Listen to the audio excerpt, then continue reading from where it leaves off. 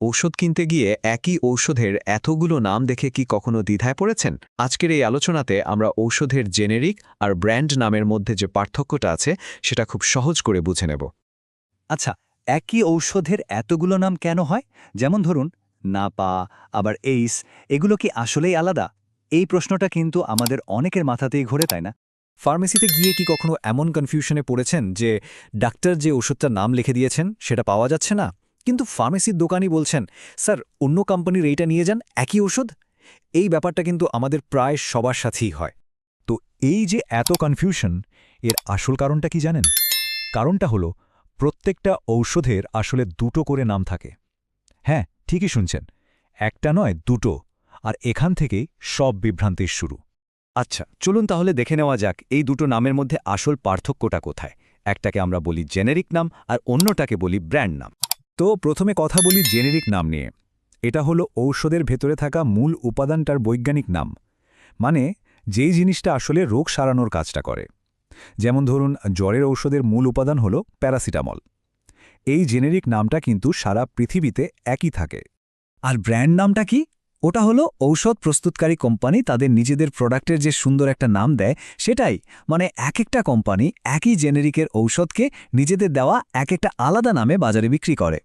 তার মানে এক কথায় বলতে গেলে জেনেরিক নামটা হচ্ছে ঔষধের আসল পরিচয়, যেটা সারা বিশ্বে একটাই। আর ব্র্যান্ড নাম হচ্ছে কোম্পানির দেওয়া একটা স্পেশাল নাম, যেটা অনেকগুলো হতে পারে। আর হ্যাঁ, আরেকটা বড় পার্থক্য হলো সাধারণত জেনেরিক ঔষধের দাম ব্র্যান্ডের ঔষধের চেয়ে বেশ খানিকটা কম হয়। চলুন আমাদের সবার খুব পরিচিত একটা উদাহরণ দিয়ে ব্যাপারটা একদম পরিষ্কার করে ফেলি। ধরুন, ঔষধটার জেনেরিক নাম হলো প্যারাসিটামল।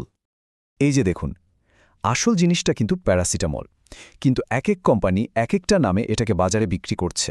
কেউ বলছে নাপা, কেউ বলছে এইস, আবার কেউ রিসেট, ফাস্ট বা এইচপিএ। তার মানে বুঝতেই পারছেন, এই সবগুলো ওষুধের মূল কার্যকরী উপাদান কিন্তু ওই একই জিনিস, প্যারাসিটামল।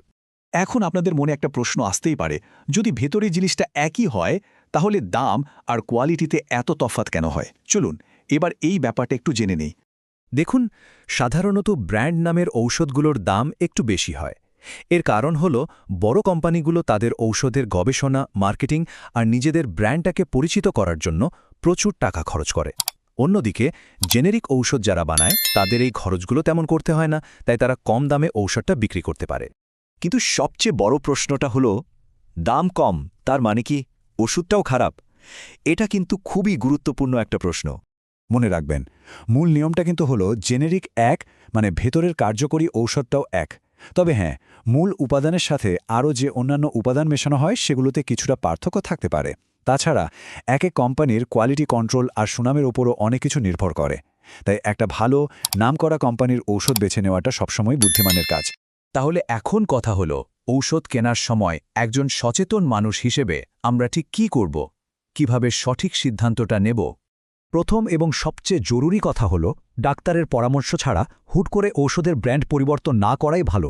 দ্বিতীয়ত, যে কোম্পানির ঔষধ কিনছেন তাদের সুনাম কেমন সেটা একটু যাচাই করে নিতে পারেন। আর সবশেষে, যদি নতুন কোনো ব্র্যান্ডের ঔষধ খাওয়া শুরু করেন তাহলে আপনার শরীরে সেটার প্রতিক্রিয়া কেমন হচ্ছে সেদিকে অবশ্যই খেয়াল রাখবেন। আশা করি এখন ঔষধের নাম নিয়ে আপনাদের কনফিউশন অনেকটাই দূর হয়ে গেছে। তাহলে এখন থেকে ঔষধ কেনার আগে আপনারা কোন জিনিসটা খেয়াল করবেন? ঔষধের আসল পরিচয়, মানে এর জেনেরিক নাম, নাকি কোম্পানির দেওয়া ব্র্যান্ড নাম? যদি আজকের এই আলোচনাটা কাজের মনে হয় তাহলে অবশ্যই সবার সাথে শেয়ার করুন। আপনার কি মনে হয় সেটা আমাদের কমেন্ট করে জানাতে পারেন। আর বাস্তব জীবনের এমন আরও জরুরি মেডিকেল তথ্য জানতে দ্য মেডিসিন ডায়েরি ফলো করুন। সবাই সুস্থ থাকুন।